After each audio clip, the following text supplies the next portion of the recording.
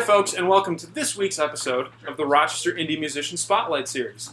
We're filming this season in Bop Shop Records, which is your home for blues, jazz, and Americana in vinyl for the past 35 years. Today, I'm hanging out with Gigantosaurus Rex. That's all caps for you folks at home, by the way. Sean Jefferson on drums, Tyrone Allen on bass, and Drew Links on keyboards. All of these guys do electronics as well. Guys, thanks for joining me today. Thank you, man. So we're talking with these guys. I got a recommendation from a friend saying these cats are really cool. And I checked them out. I was like, yes, I should interview them. I've seen them all perform before I can attest to their level of awesomeness. So let's start right off. How did this group get together? It started with me wanting to just play more stuff that I kind of grew up playing, or music that was really exciting me personally.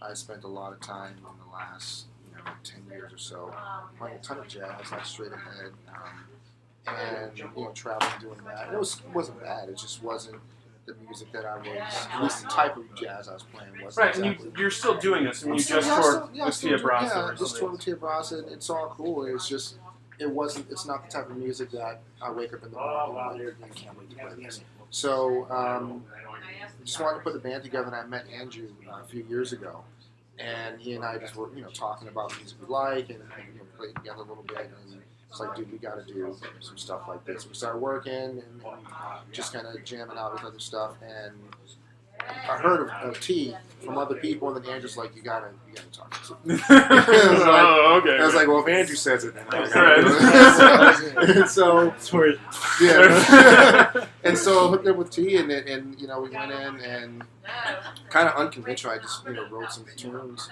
and kind of left them really open. It was like, let's get together and record this and go out and play some shows, and then kind of the rest has just been history from there. Yeah. So we checked out your bio online, and written by Eastman. Shout out to Brandon Choi. I'm sure you guys all know him. Very well written. Good job, man. You get my journalism seal of approval. You look to accomplish a lot in this bio. It talks about how your music is both spontaneous and rehearsed. You guys obviously record a lot of electronic stuff that you use in your shows. There's always a visual element. So was this, you mentioned that you wanted to get back to music that you were playing when you were younger. Or maybe Tyrone, since you were sort of the last man in here, I'm going to have you start first. Was this something you all kind of decided, like, we want to do all of these things at once? Or is this going to kind of happen more organically? I think a lot of it's happened just through, we've been playing for a while now, and just things have just been evolving. The more we play, I think we did a pretty good job of playing at least once a week, like this past year. And now when we play these old songs that we were playing before, they're just totally different. So I think a lot of it's just playing together a lot, and just learning what each other's brains are thinking and trying to complement those things. Yeah. This is more towards both of you guys. Andrew, you just graduated from Eastman. Tyrone, you got 1 year left. So I'll have you start on this, Andrew. What was it like balancing this sort of thing, doing something a little bit more unconventional while still being at Eastman and still learning and taking what you learned from Eastman and putting it into this group? How did you kind of manage all that? I mean, obviously it was, really busy, but that's to be expected, I suppose. So it was more of it was a really great opportunity, at least for me personally, just because you learn a bunch of things about improvisation and theory, which applies specifically to a certain genre of jazz playing, but it all kind of works out sandbox wise in G-Rex, just because a lot of the newer stuff that we're working on to release soon basically came from us jamming certain ideas and kind of hashing things out through improvisation, which is I guess what we do study, or I had been studying at Eastman, so it's pretty analogous, even though it sounds really different. Yeah, a lot of it has evolved through that. Now, Sean, you're a little bit out of school. I've been out for a little while. Yeah. A little bit. So, as kind of the founder and elder statesman of the group, most statesman, you like that? I wrote that out. I'm like, I'm going to see how he reacts to that. What was it like working with younger guys? Did you find you had to get in there? I know both of you guys are professional. You work a lot in your own rights. I don't mean this as an insult, but was there any corralling involved? Did you say this is the direction I want to take? How did you, as a leader, sort of approach working with younger guys? My approach that I've kind of learned over the years and really try to use in this band is just take everyone's strengths and let them be them. The more that I'm not telling them what to do, the better they're going to play. Mm-hmm. And so I just kind of get out the way. That's really, I think, the best way. My form of leadership is more along the lines of making sure the show goes smoothly, making sure stuff in the background is working smoothly. But I think once it comes to writing, it's just, T does what he does at a super high level. Let him do it. Like, why would I ever Stop embarrassing me? Why would I ever tell him what to play, right? Right. And Andrew, like, come on, what can I possibly add? And so just let them do what they do. Yeah. And that's really just, I think, the best way, I think, in any musical situation, especially when it's centered around improvisation. And especially when something is so organic, you really can't force it.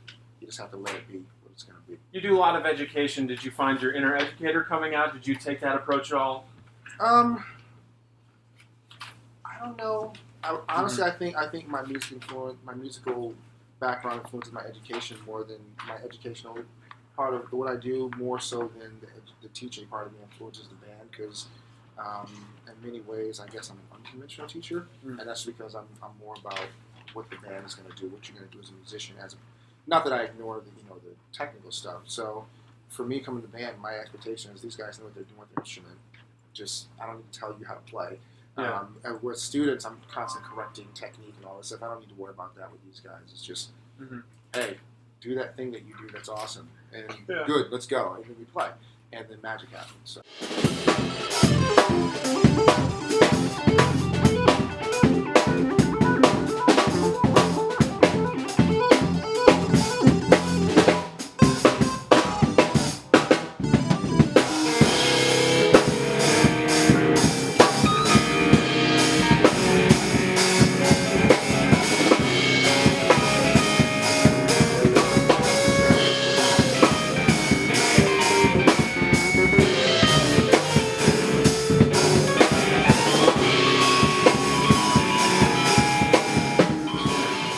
So you brought up the words organic. It's very free. It's very open. So I'll kind of open this up to all of you guys. You all play out a lot. And you all have a bunch of different experiences.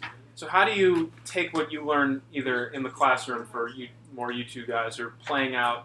You just came back from a tour with Tia Brazza. So how do you guys take what you just experienced and apply it, especially when you in this very improvisational setting? You mean so the things we learned in the classroom? Right, like how do you take outside experiences, either playing out or in a classroom, and take it to this very improvisation? Well, I think,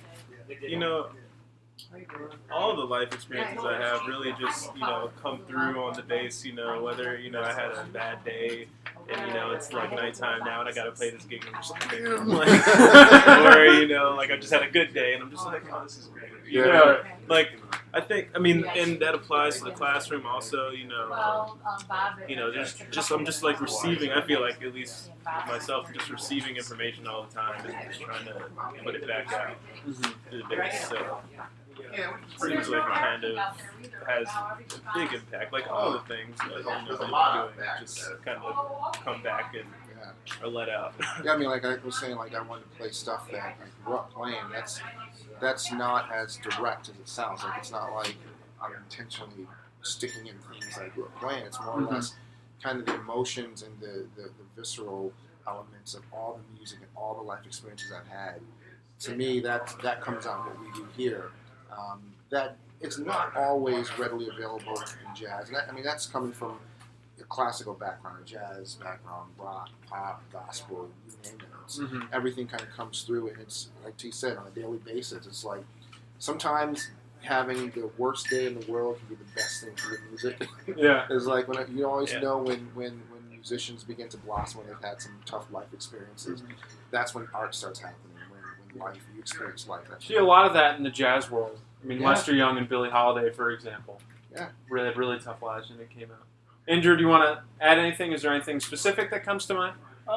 I mean, you mentioned like how does the classroom apply, and I think it does. But I'm a big fan of learning as much as you can, and then turning your brain off when you play, and just going. Absolutely. Number one rule. Yeah, no, like I'm a huge fan of that. You don't want to be thinking.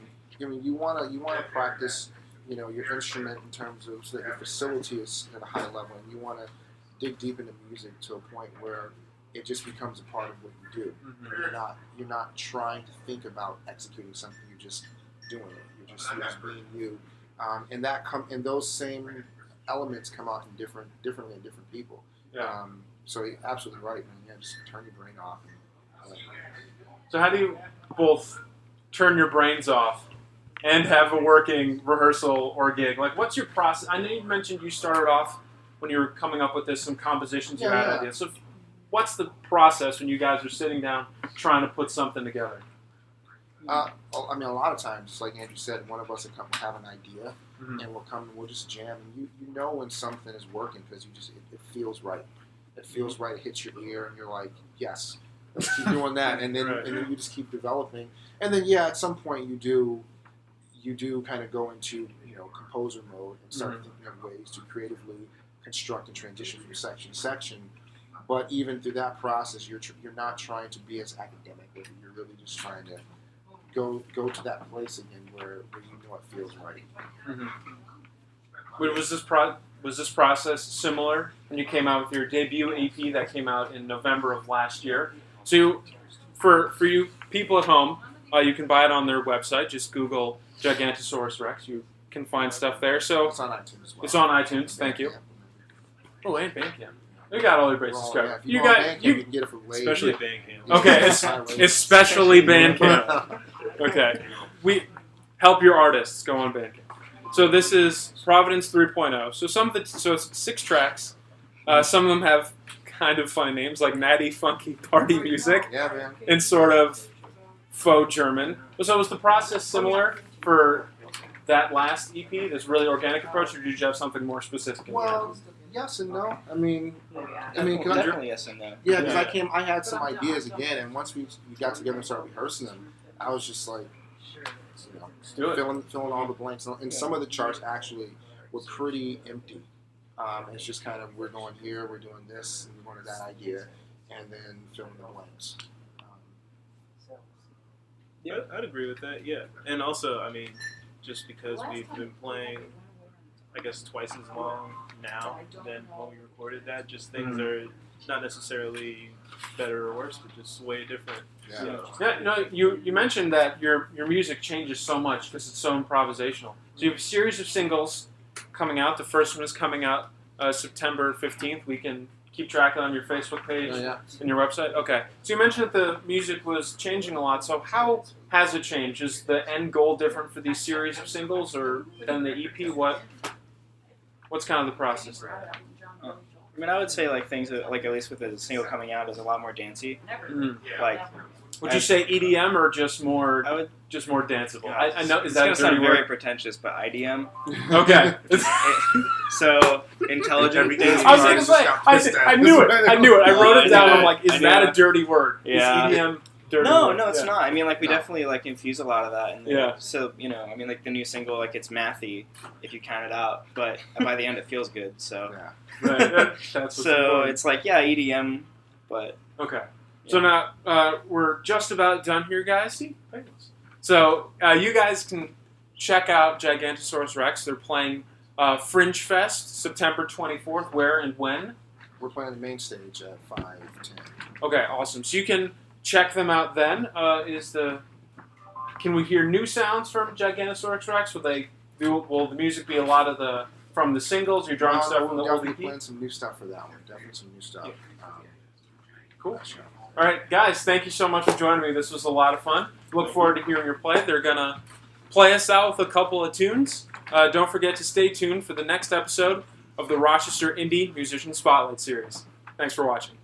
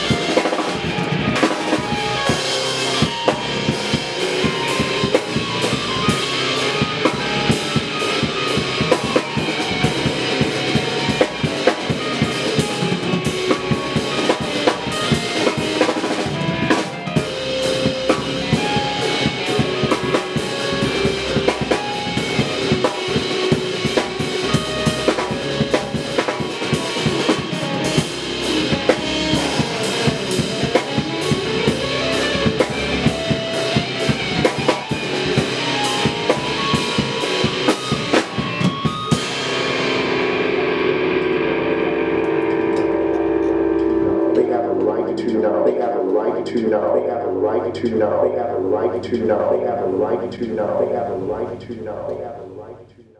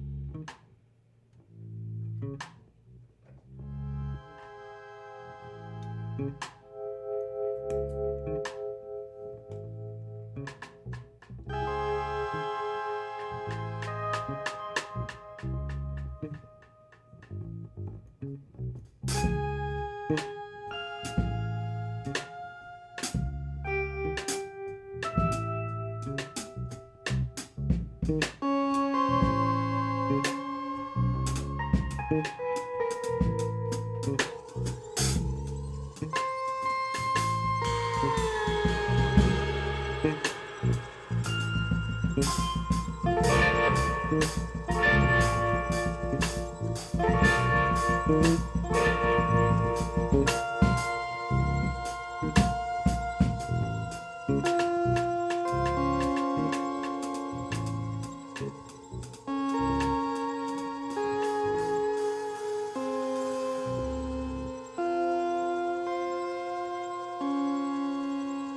love it when everything is red.